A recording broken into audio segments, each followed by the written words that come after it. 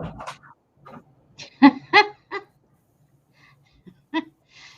don't know where I went. Good morning, everybody.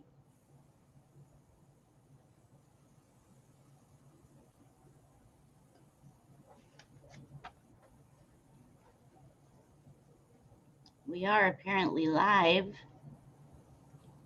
but I have an invisible Dr. Rosensweet. We'll find him. Ah, there he is. There he is. Fast jog.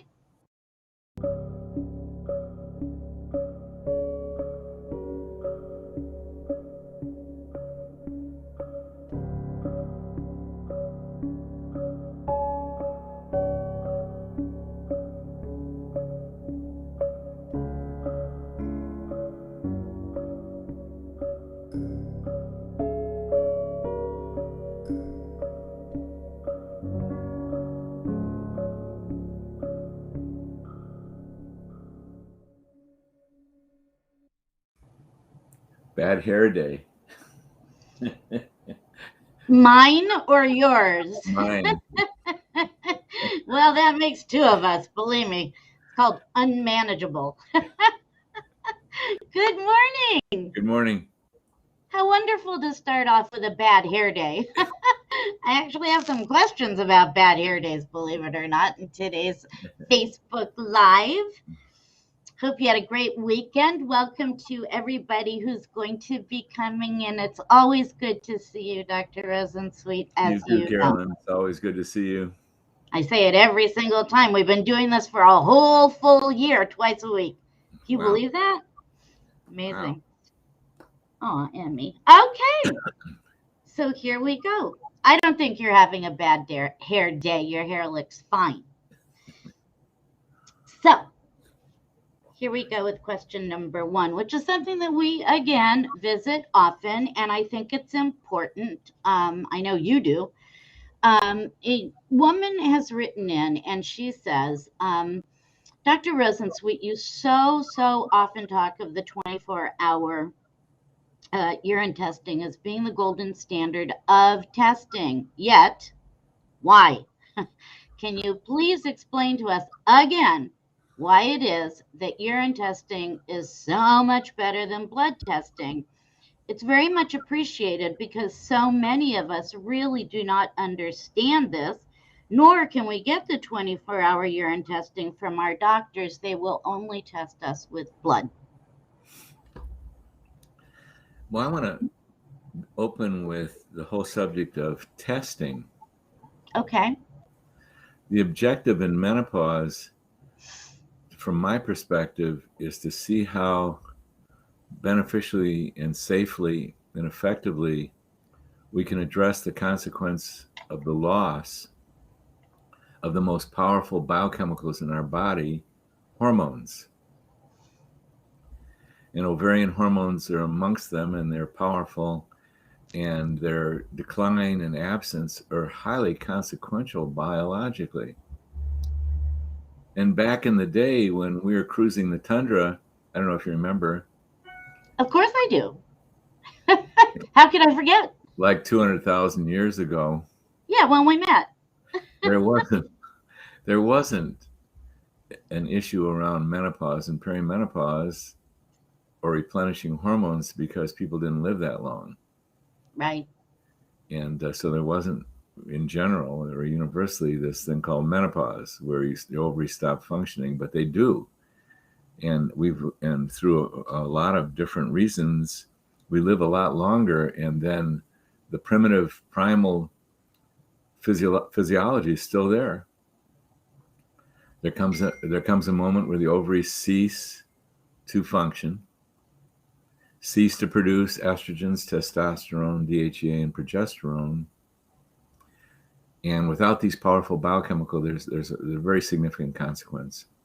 Mm-hmm. There's a bunch of symptoms in 75% of the women, adverse symptoms, really disruptive symptoms. There's a purpose in those symptoms from my perspective. It's to get us to stop in our tracks and ask the question, what the heck is going on here? Yeah, this doesn't feel quite right. And that's the issue with these earth-stopping symptoms. It's to get us to ask the question, what in the heck is going on here? Mm. The issue around medicine and healing is that we want the right answers.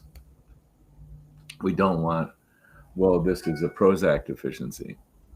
That's Right. not enough of an answer. It might be able to help manage the moods a little better, but that's not the answer biologically. Mm-mm. And one layer, one level, not the final answer, but one level is there's massive hormone depletion here. Let's replenish them. Let's do that experiment that's been going on for at least 1,000 years. The Chinese were replenishing hormones in males and females, and it's been going on for 1,000 years. And let's replenish them. In fact, it was the most popular and profitable pharmaceutical approach to any subject whatsoever, was replenishing hormones. Up until 2002, the most popular and profitable drugs of all times related to replenishing hormones in menopausal women. Most profitable, most popular, 40% of American women in menopause were being treated with hormones. The next question becomes, in treating anything, is what's the right amount? Mm. How do we determine the right amount? Right. Well, in medicine, there's a couple approaches to that. If you're having massive symptoms of inadequate estrogen, such as severe hot flashes, and you start taking estrogen and the hot flashes go away, that's sort of a clinical, practical method of discovering what's the right amount of hormones to replenish. So the question becomes, is that adequate? So all you have to do with hormones in menopause is alleviate symptoms of insufficiency, or if you happen to go into overdose and create symptoms of excess, that you stop and back down the dosages. That's a method of dose determination. How does someone respond clinically? Is that satisfactory? Well, I asked the question of myself. I've got these women coming to me. We're treating them with hormones. They're saying, I'm good, I'm back, I'm fine, it's great. So I once did a study. I tested the women's hormone levels. And when women said, I feel great, I think I've landed, I've got my right dose, because I was deeply familiar with the medical literature and how it correlated to testing, I learned that 25% of the women who said they were doing great happened to be on estrogen doses that were, I would consider, excessive because it put them at risk for breast glandular cell proliferation, just like when they had the robust levels of estrogen when they were younger. And so that was a surprise. Women were saying to me, I did clinical determination of dose and I feel good. And 25% of them were on doses excessive that could put them at risk for breast glandular cell proliferation. And 50% of them, they said, I'm feeling fine, but their dosages were too low to protect their vagina and their bones. But they were feeling fine. They were feeling fine. So what I learned along the way was that dose determination by symptom alleviation was far from acceptable. Right. So we did what we do in medicine in so many things, like in diabetes. And when someone has diabetes and we're starting to treat them, we've got some excellent blood tests, fabulous, that's able to say, yeah, well, is it getting the job done? Mm-hmm. You may get them into the zone of feeling decent, but is that okay? Right. Well, we've got a way to measure that. There's just fabulous. I mean, you can get you can draw blood in the morning and see if their fasting glucose is too high. Otherwise, in other words, they're not under adequate control. Yeah. or we've got more sophisticated measures or extensive measures, hemoglobin A1C, fasting insulin, glucose tolerance tests. And now we've got these glucose monitors. You can get a moment-to-moment readout of, yeah, you think you're fine, but look at this. You just ate that piece of cake and your blood glucose shot up and you didn't feel it. You just felt high, right? No, this glucose, very sophisticated. Well, what's the gold standard for hormone testing? What works for hormone testing? Can you get some clues from blood? Yeah, you can get clues from blood.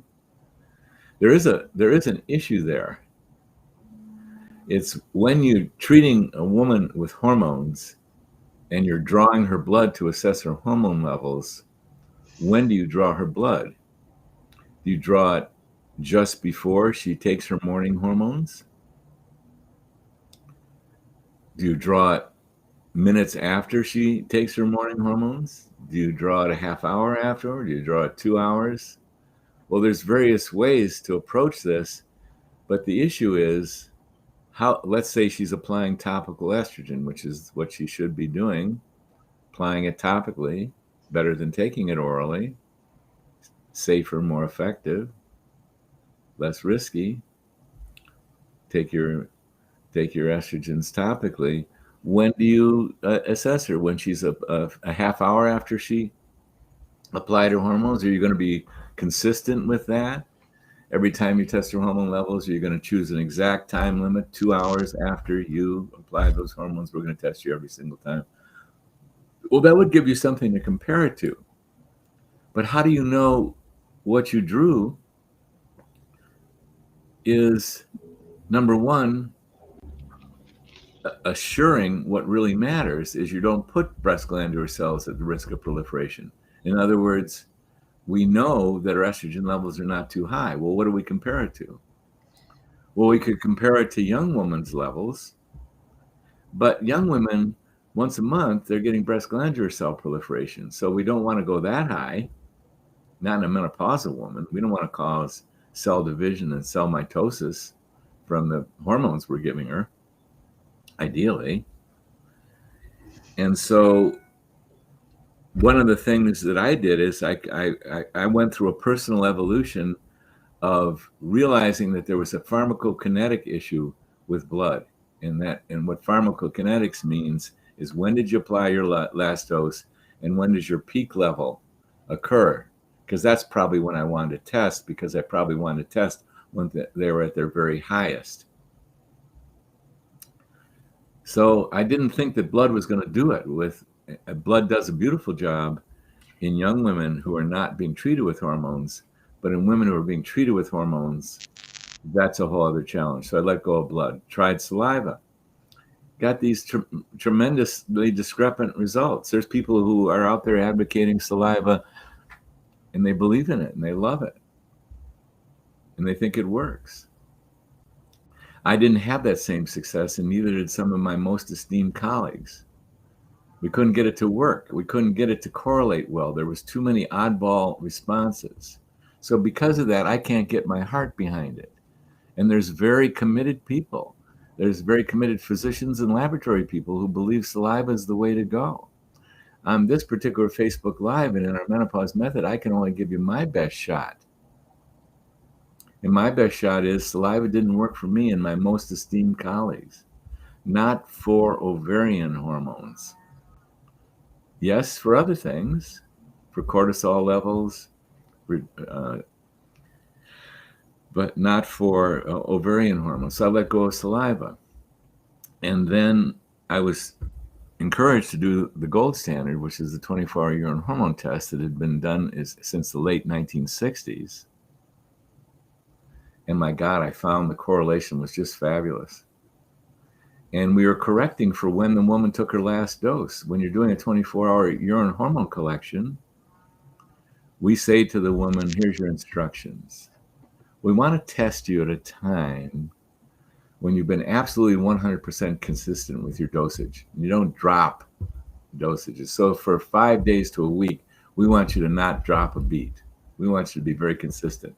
And of course, we want you to continue to take your hormones during the urine collection period, because we're getting a real-time assessment of what's going on in your body while you're taking your hormones. That's the whole purpose.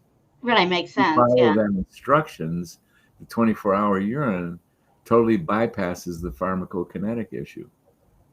It doesn't matter when they took their last dose. We're getting a 24-hour slice of what's going on in their body while they're taking their hormones. It's not related to when they took their last dose, the night before or 2 hours after we're testing them. No, it totally wipes that out. Now, the other thing about the 24-hour urine hormone test, it uses the state-of-the-art testing technology called GC mass spec. I'm not going to go into what that is, but that's been around since the late 60s. And man, is that used all over the medical world as the gold standard for testing levels, GC mass spec. Got it.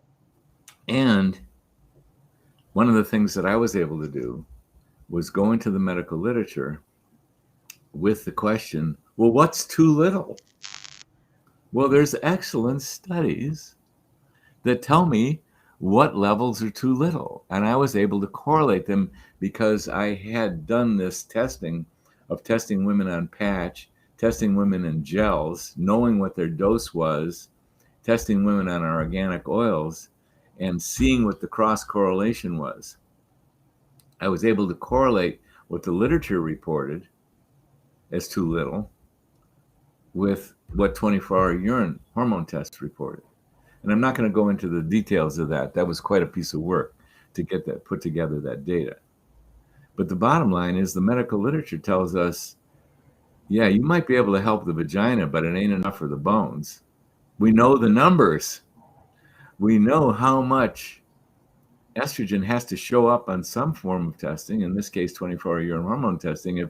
If you're lower than that amount, you may think you're feeling good, as 50% of my women who said they felt good but were actually too low, Right. were losing their bone mineral density and losing their health of their vagina.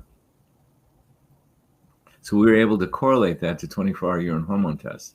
Nowhere in the world of testing do I see those correlations other than the ones that we've done. I don't see them in salivary testing. I don't see them in blood testing. I don't say this is the zone for menopausal women. You don't want to go higher than this. You don't want to go lower than this. If you go lower than this, you're going to be subject to vaginal atrophy and bone loss over the course of time. Right.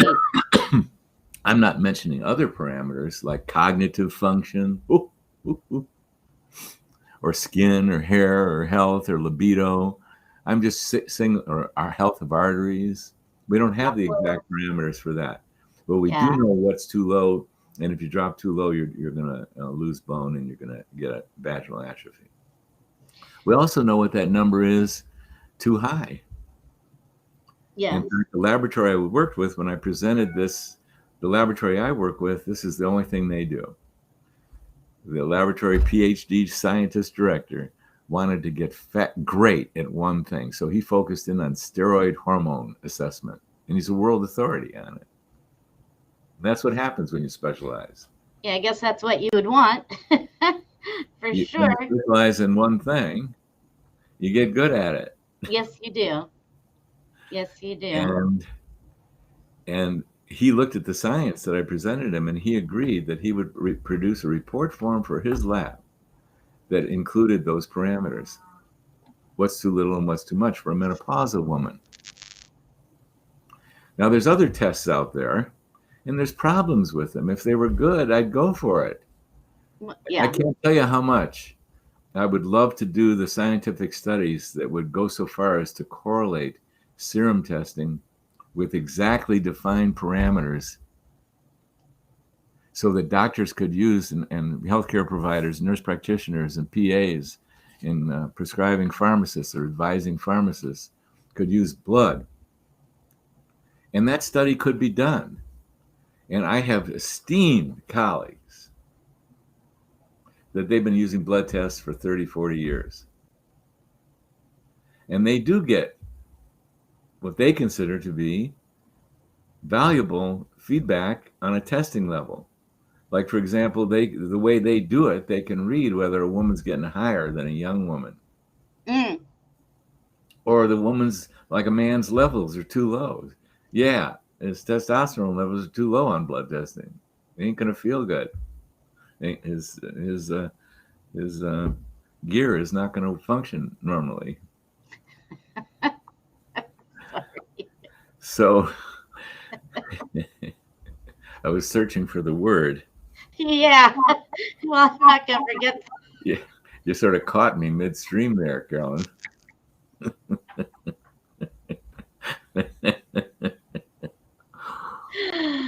Oh my God, that was funny. Okay, so please get Daryl's opinion on this. yeah, his ears always like, what? No, just kidding. He's sound asleep. I'll replay it for him. So I would love to do the study, and it wouldn't be that hard, and it would just take some time and money, and we could get some reasonable ballpark figures for blood.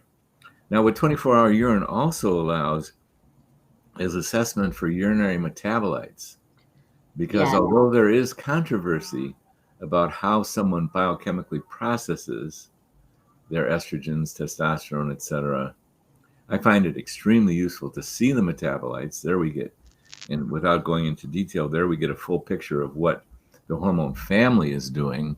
Like you could have near normal testosterone, but low testosterone metabolites, and that would tell me you don't have enough testosterone. Right. Or you could have a low testosterone, but robust metabolites, and that would tell me, well, you're close, but we just got to boost the testosterone itself a little bit. And the same goes for the corticosteroids and the estrogens. And then there's risk factors that are purported to relate to how hormones are metabolized. And the 24-hour urine hormone test reveals these metabolites. I side on the factor of on the side of respecting those risk factors on how metabolites show up, and I pay attention to them, and we delve into the reasons if they're off. Now, there's another test that's become enormously popular, and it's taking 5 urine samples or 4 urine samples and peeing onto filter paper and drying the filter paper and comparing it to creatinine excretion. I'm not going to go into the details there, but I'm sorry to say, folks, I am a non-advocate of that particular approach to things. Now, maybe it could be proven with cross-testing of all methods. That study needs to be done. But, in the world of diabetes, there are not 5 different ways to assess diabetics. The majority of people who are treating diabetics, there's not an argument going on in the diabetic world of how to manage diabetics and treat them with medications and even injectable insulin, how we should test them. There's not 3, 4, 5 different methods going on. There's a few standards, because what did they do? They went and chose the very best ones. So internists and endocrinologists and anyone, family physicians, anyone who's treating a patient with diabetes, there's agreed upon standard. Because why is there an agreed upon standard? Because the testing is great. When you do it, enough of it, long enough, you come to realize, oh my God, this works. This is the best stuff. Like in the world of thyroid blood testing, thyroid testing is not imperfect. When I was in medical school, we measured protein-bound iodine. That's how we did blood tests to assess.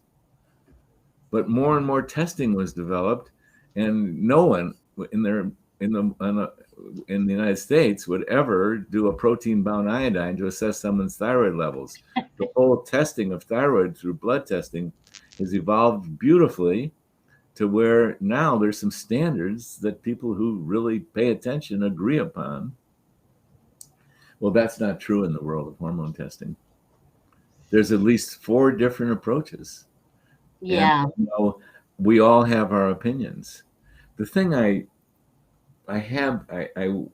do believe that if you've got a given physician or nurse practitioner and they start testing women and correlate the living women with a test method, whatever that test method is, and they do 50 to 100 tests, they get a feeling for the test, the laboratory they're using, and the clinical representation. And I assert that these people will most likely do a good job, whatever testing method they choose, whether it's Yeah. the urine 4-point and 5-point. When you get used to a single lab and you're doing it with every single patient, and you're assessing symptoms. Now they've got to do that final thing of correlating it to the medical literature, though, because I assert that we do not want to be giving women too much estrogen. And if you're a laboratory and you're not defining what are those safe zones, what is too little, what is too much, we're not serving our patient public. And Right. and in September 14th, 2021, in my non-humble opinion, the only place we've arrived at that is with 24-hour urine hormone testing. And no one has explained away the sticky steroid extraction challenges that when you pee steroids onto a filter paper, how do you extract the steroids? No one's explained away to me the variability that can occur with comparing it to creatinine. Right, and nobody's ever asked that either. I can't get behind the method when there's core scientific issues there. And then I had a dear friend and colleague who's had a laboratory since the 80s, and he's been running 24-hour urine hormone tests. He's a world expert on menopause and andropause. And that laboratory's been running 24-hour urine hormone testing since the 80s. That's not bad. You sort of get some experience there. Yeah. And when the urine 5-point came along, there was such an impact in the market that he felt like his laboratory had to offer that. So he had the technology to do it, so he did it. And then a couple of years after they had started doing that, he and I used to meet up annually to teach at a big conference. And I remember a couple of years into that, when we met up, I said, "Hey, how's that urine 4-point going, or 5-point?" And he says, "It just doesn't work well for the ovarian hormones. I'm back to doing 24-hour urine hormone testing." So these are not,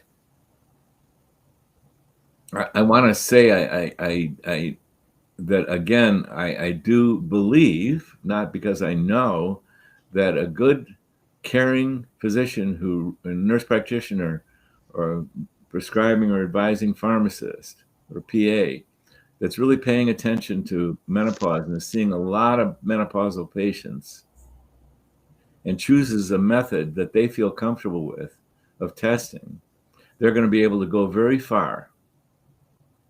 The place that I encourage and request that people go further is get it to where for the laboratory you're using, what's too much and what's too little. And I can tell you one parameter of too much to me is there's so much estrogen, you're mimicking a young woman who once a month gets breast glandular cell proliferation. She gets additional breast glandular cells through cell division, through mitosis. That's a very vulnerable time when a cell's dividing.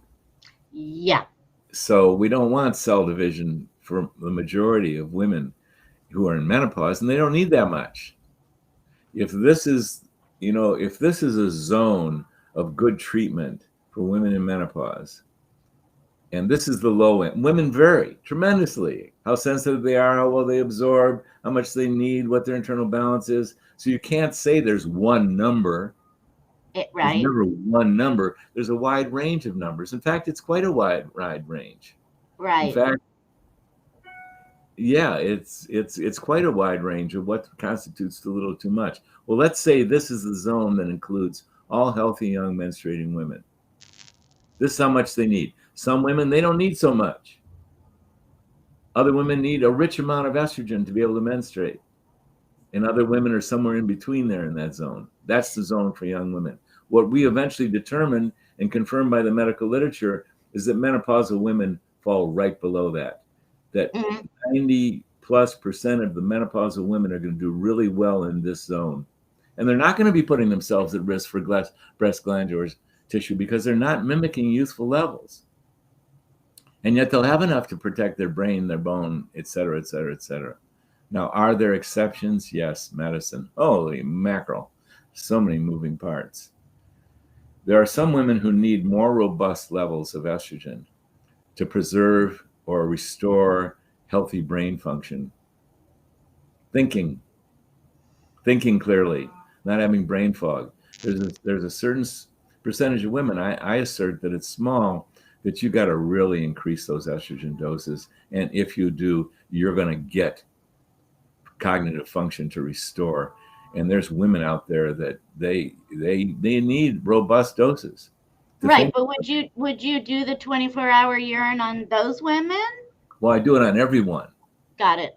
And what we'll find on those women that some women need so much estrogen to keep their brain functioning properly. And if they do have that amount of estrogen, they get their brain back. They don't get dementia. Not that there's a lot of different possible causes Sure. of dementia, as no one's pointed out more clearly to me than Dr. Dale Bredesen, Bredesen. We want to read his book, The End of Alzheimer's. Excuse me. He goes into the many possible causes, but low estrogen in women is one of the most common causes. And some women need to take so much estrogen that they get their period back. For those women, I say bravo. The mind really matters. Preventing dementia really matters. There's a certain percentage of women. I say it's very small, but the medical literature tells us that although we can define precisely low levels of estrogen, that if you drop below it, you're going to put your vagina and your bones at risk. We can't, there isn't a lower number that applies to all women to protect the brain. Right. There's a certain number of women, you got to go high. You got to go so high you get that period back. So a lot of moving parts. What's the moral of the story? It's the same old story. Same old You want someone who is so familiar with all these things that for you, an individual woman, you've got a team member that can guide you with great expertise into an optimal hormone program that lasts your whole life. 10, 20, 30, 40 years, 50 years, God willing. This is what you want. Your job is not to learn all this stuff, but you do have a job. And the job is keep shopping until your mind and heart and body go, bingo, I have found a healthcare professional who's specializing in treating women in menopause with compounded bioidentical hormones. And oh my God, they're good. And I mean, a very crude analogy is,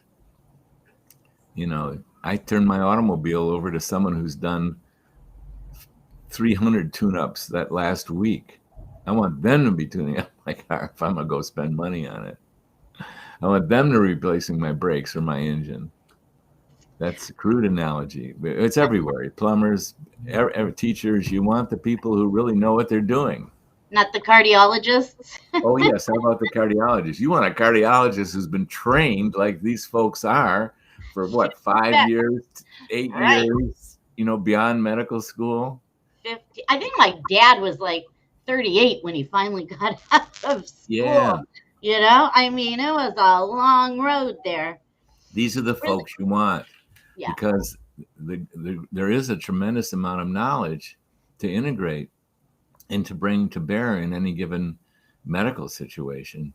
And so your job, women, it all comes down to this. You don't have to understand the various testing methods. Although I must say that one of the criteria you might put out there is, well, do you do the 24-hour urine hormone test? Is your office?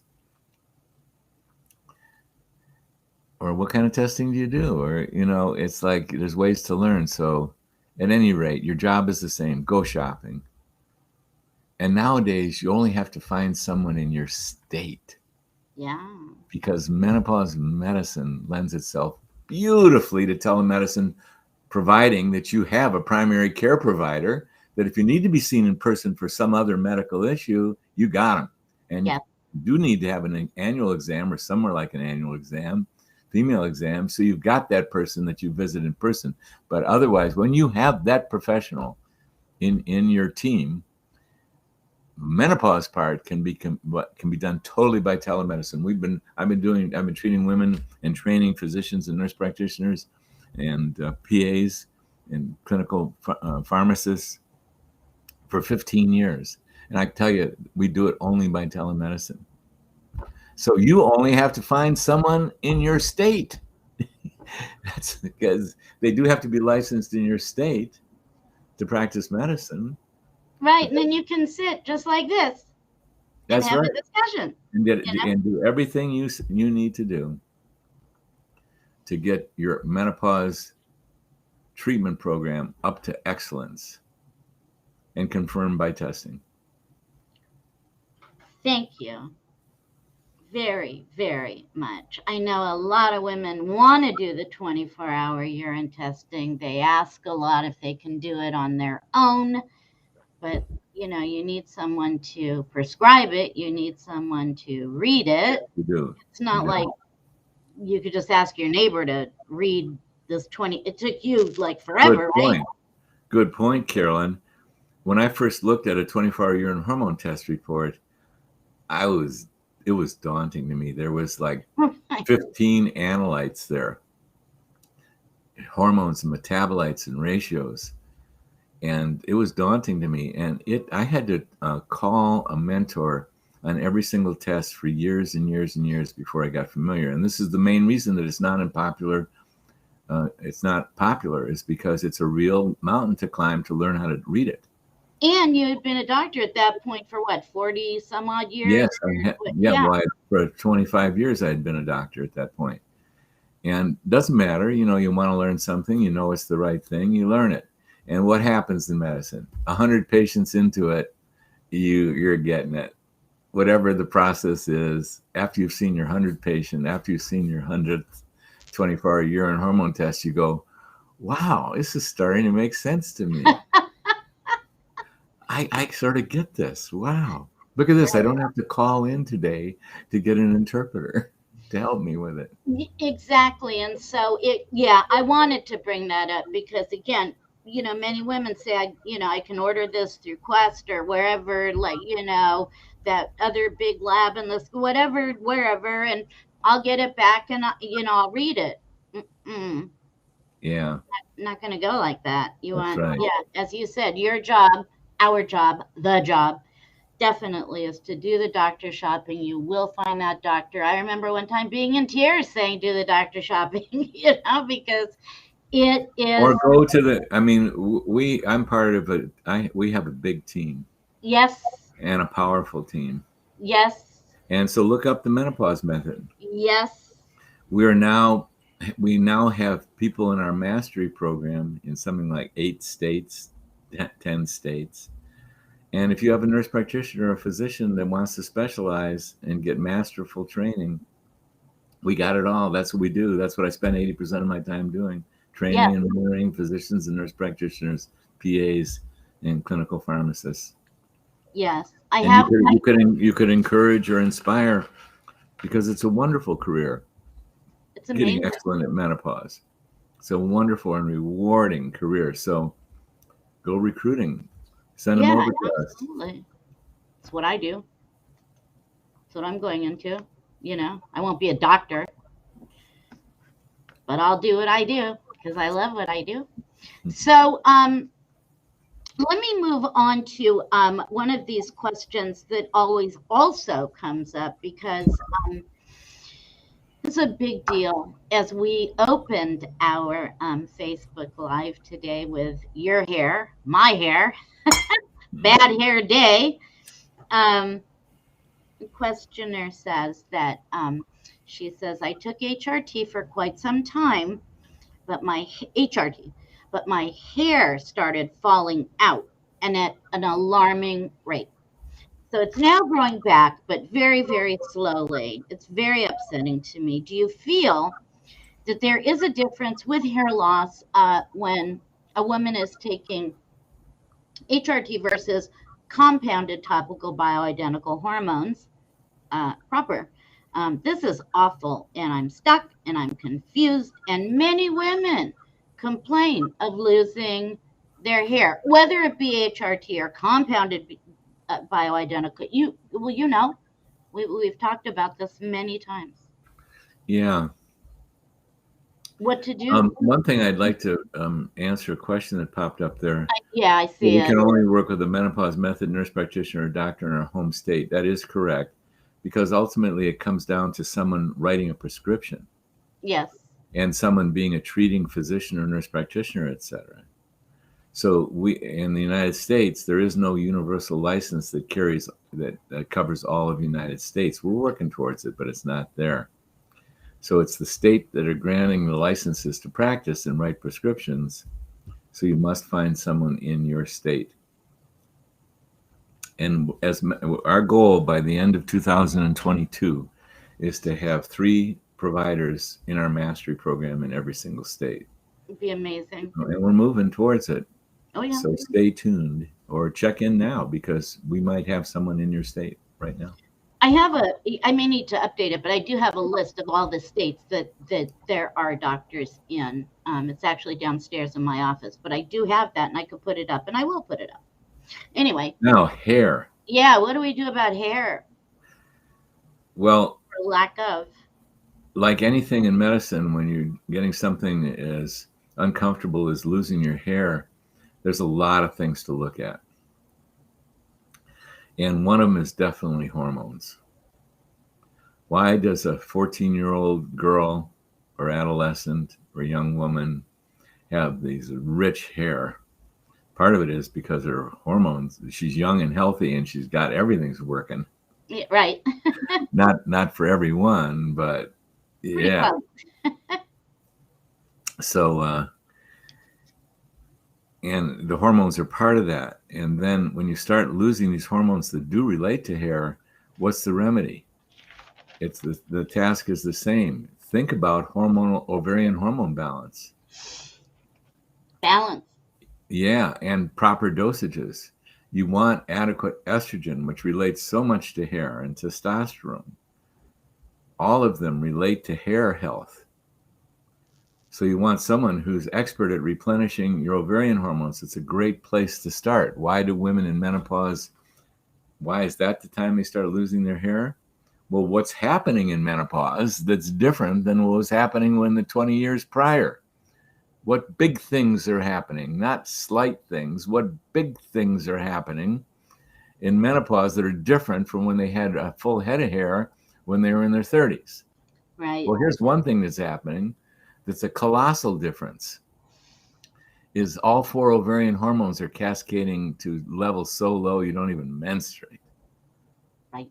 And they relate to hair health, to skin health. So we're talking estrogens, testosterone, progesterone, and DHEA. What else?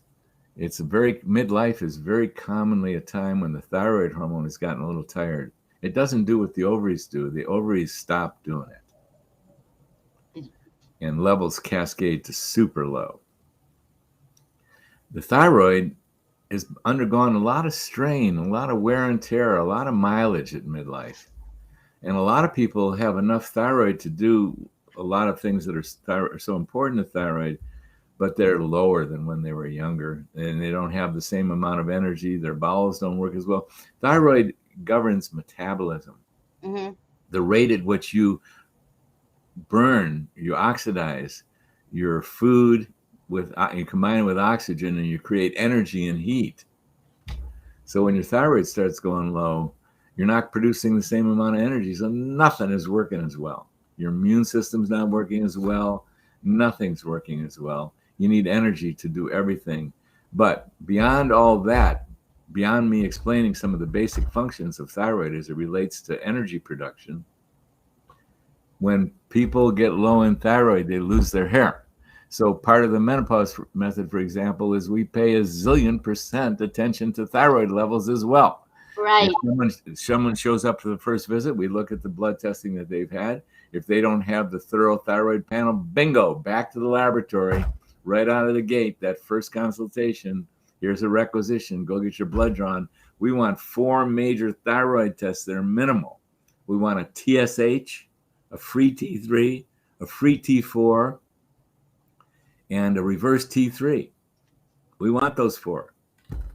That's part of our initial workup. If they're not there, we send you out to the lab to get them done. Why? Because low thyroid is so common. In our training session, which is 12 hours long, the longest section is on thyroid. Someone's losing their hair, think thyroid. Now there's another thing. What's hair made out of? protein and minerals. So are you getting enough protein? Are you getting enough minerals? They're hard to absorb. Oh, elephant in the room. Carolyn just named it. You could be eating enough protein and minerals. Not if you're not eating organic food. It's unlikely that you're getting enough minerals. The soils, 1930s in the United States Senate reported that American soils were deficient in minerals. 1930s. Yeah, it's a little Has beyond it gotten that. better? No, it's gotten worse. So are you getting enough minerals to make your hair? But Carolyn just mentioned the elephant. Yeah, it doesn't matter what you're putting in your mouth. If you're not digesting it, if you're not capable of digesting and absorbing it, it goes out into your toilet. And you can tell if your stools sink, one of the reasons they sink in the toilet is you didn't digest and assimilate all your minerals. Minerals are heavy. They'll make stools sink. Now, this isn't a perfect measure. There's other reasons. So I don't want to, if your stools are hard and like glue, you might not be digesting your protein. This is not the perfect measure because what do we know about adults? They are not digesting. Let's just start there. End of story. The highest percentage of adults do not digest like teenagers digest. No. You can stick a shovel full of food into a teenager and they're going to digest and absorb most of it. You can't do that to an adult because one of the reasons of overstressing the digestive process is we get diminished amounts of digestive juices and hydrochloric acid. And you need hydrochloric acid to digest those minerals and the protein. Yeah. So so hair has many moving parts. And we want to look into someone's ability to are they eating what hair is made out of? And are they digesting and assimilating it? And go ahead. If you want to make a wild guess, are they digesting and assimilating it? I would guess towards no. So many adults have to augment digestive enzymes and even hydrochloric acid in the form of betaine hydrochloride. Right. Now, I've named some of the moving parts to hair, and we have on board a nurse practitioner who's in our expert program, in our mastery program, and one of her passions is hair. So we're going to interview her. We're just going to schedule that and interview her. And so Carolyn will post when Kim Preislack is going to come on to our show, and we're going to interview her about hair, because there's a lot of esoteric things that can do to restore hair too. That's going to be a great interview. I know it already. I know. So we'll try and give you a heads up. We'll try and announce it a couple of weeks in advance. Please give me a heads up. Yeah. In fact, while you and I are talking, I'm going to send Kim a text and say, okay, we just announced you. We want to interview about hair. Right. I mean, because it's so easy to just say, well, it's testosterone or lack of testosterone or DHT or whatever. But I mean, aren't there things like stress or fear or not absorbing or I don't know, just lots of moving parts, like you said, right? You got to address them all. Yeah. Oh my God, what a great! That's exciting to hear. Thank you for having her on. For sure. So, what should this woman do? Go get some minerals? No, it's the same process. You want to find someone who's decided in their career that they want to get really good at menopause and treating women at menopause. Absolutely. And they will, if they're seeing a lot of women in menopause, they're going to face the hair question many times. Yes. And they're going to have tools. Yes. And there's all kinds of sophisticated testing. We want to find out if you're digesting your protein, and we want to spend some money. We can assess your amino acid levels. Oh, look at that. They're low. how are you going to make hair if your minerals and amino acid levels that we've just tested through very Uh-oh. I lost ya.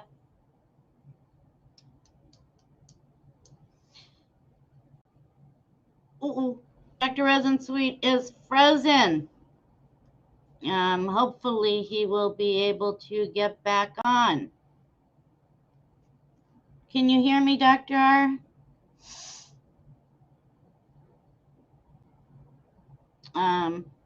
Yikes.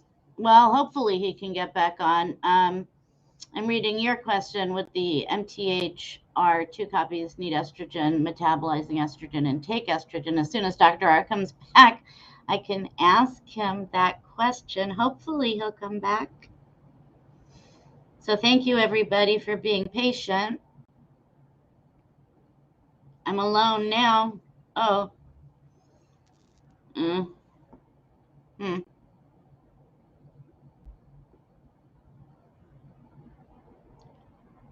Let's see if he comes back. Hang on.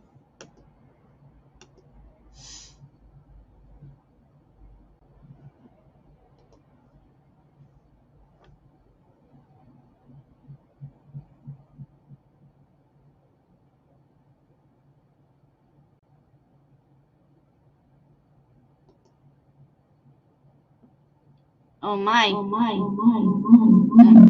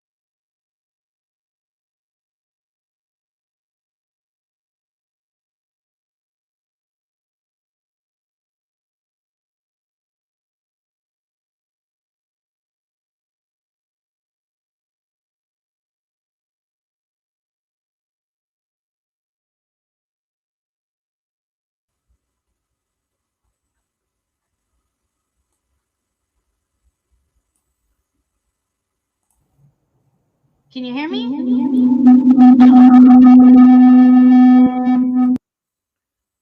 You have to turn off 2 computers.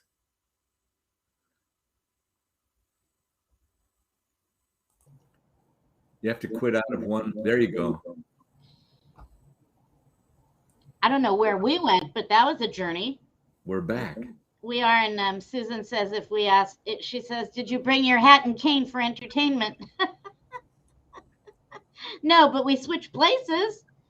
That's entertaining. That. That's entertaining. Yeah, that's a little weird. Oh, like magic. You're amazing, Dr. R. You are always amazing. Never cease to amaze. Yes, hello back, everybody. We were talking about hair, and I guess we're going to end out on hair because we have 4 minutes left. And if I ask Well, let me ask you this one, Dr. Rosensweet, because we're going to be revisiting hair, and you might be able to answer this one pretty quickly. Operative word, pretty quickly. um, does testosterone help with sleep? It's a question. Well, quick answer, it's not known for that. Yeah. When I think sleep and hormones, I number one think progesterone and number 1A estrogens. Yes. They're huge related to sleep. You got to get those two happening correct. You know, hormonal imbalance, loss of testosterone, can lead to mood disturbances. So by a stretch of an imagination, I could say replenishing testosterone, which is an absolute essential 100% of the time. By 3 years into menopause, every single woman has low in testosterone. That is not okay. It's one of the most important things we do. And even in the perimenopause, most women that we check, they are low in testosterone already. Even Right. in the perimenopause. And so what do? In all instances, we go for restoring the things that matter. Mm-hmm. I don't think first of testosterone by any means, but you never know. We always do the same thing, though. We always replenish to optimal levels. And yeah. Yes. I mean, as you've said so often, we do not know what we do not know. And again, it's so appreciated that you are amiable to, with me, discuss so many of these things so many times, because so many women are so new to menopause, and they come here, and we're able to give them the answers. And I have incredible appreciation to you for that. Really, I do. As you know already, I don't need to say it. You're physic or psychic. So we have a couple of minutes left. I really want to welcome every woman that's come in. I want to thank you again, Dr. Rosensweet, always for your kind time. The MTHFR question answered, please. She says, I've got 2 minutes left. Can you comment on the MTHFR? Well, would you read the question? Because I wish I could see it. Can you ask it again? I'm sorry, I'm not seeing it because I lost it. Sean, type in the question again into the chat there. Yeah, please. She said something about, I believe that she's not homozygous. She has two, I guess 2 parents that had it, and so she had both. And I remember seeing that question come to us. Yeah, my comment is there's a misconception. And if Sean would, I think she's typing the question. Need estrogen. MTHFR, 2 copies need estrogen. Which not enough information, not enough of a question for us to wrap our minds around. But we have that question somewhere. Oh, how do I metabolize it? She says. It's still not enough information. In the original question, there was enough information. Got it. We'll figure this out. You can write to me, Sean, if you want. And I'll write down the actual question itself and ask it on Thursday for sure. Are you a hard stop today, Dr. R? I'll answer one more question. Okay. Well, what would be that question? Such a big one. Okay, well, anyway, weight. There are 2 kinds of weight, WEIGHT. One is water weight, as Jim Hernser said, right? And then there's the other kind of weight, like that belly fat weight that we get around. Do you feel that hormones done correctly balance this weight out, or is it something we just have to deal with the rest of our lives? Let's wait on that question. No, just I mean, if you have a minute, if you can answer that. One thing that I would recommend is that Carolyn's offered a free PDF copy of our book, happy, It's healthy right there. hormones. And the last chapter is related to weight. And weight has a lot of moving parts. You think hair has moving parts. Weight has a lot of moving parts. Absolutely. And balancing ovarian hormones is real crucial to any weight stabilizing, let alone weight loss program. Because as you lose these hormones, there's reasons why you gain weight. For example, when you lose estrogen, your body doesn't like that, so to speak. And it tries to compensate with other hormones that are available. And one of the hormones that it raises is cortisol to try and compensate. Like, for example, if you're stressed, stress calls forth a fight or flight biochemistry of the highest order. So you can mobilize to fight a saber-toothed tiger. And at the vanguard of that chemistry is adrenaline and cortisol. And there's things that they do that are very specific to energizing you to fight or flee. But they're not the only hormones recruited in the stress response. Estrogen is needed, testosterone is needed, thyroid is needed. They're all recruited, especially in chronic stress. Yeah. Yeah. Well, what if you get attacked by a saber-toothed tiger and your ovaries aren't working? Well, you can't do the estrogen and most of the testosterone contribution, so you have to emphasize the adrenal contribution of cortisol and adrenaline, both of which raise blood glucose and lead to insulin resistance and lead to weight gain. Right. So I'm giving you one thing that makes balancing and replenishing those ovarian hormones with expertise crucial to stabilizing weight. And it's hard to get the job done at menopause if you don't get those hormones dialed in to optimal levels. And it's a process to dial them into optimal levels and then to test and confirm that they're all in optimal levels. And if you don't, you're not going to get your metabolism running at full throttle. Right. And thus that's a perfect recipe for gaining weight. And you're not going to have the proper contributors to the fight or flight biology if you're triggering it. So that's a perfect recipe for gaining weight. When you couple in digestive issues and the ease of digesting carbohydrates, so the craving for carbohydrates and the less energy to exercise, you got a real web there. The good news is that many, many, many, many, many thousands and thousands of women, when they put their shoulder to the wheel and get all the moving parts or enough of them correct, they stabilize weight gain and then they start losing weight gain. They start losing weight. So just know women are successful at this. And there's a lot of health coaches and physicians and nurse practitioners who specialize in this. And they know a lot of the moving parts. And you certainly want to get hormones at the core of that. So, having said that, I guess that means now's your hard stop, huh? Yeah. It is. It means it. It means well, it was a really fun interview today. Good. It always is.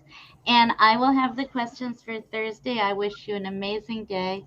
I wish all the women that are up here an amazing, amazing day. And you men that aren't saying anything, I know you're there. I do. Believe me, I hear from them, but they're not saying their names. Anyway, many, many blessings to everybody. Have a great Tuesday, a great Wednesday, and we will be here again on Thursday.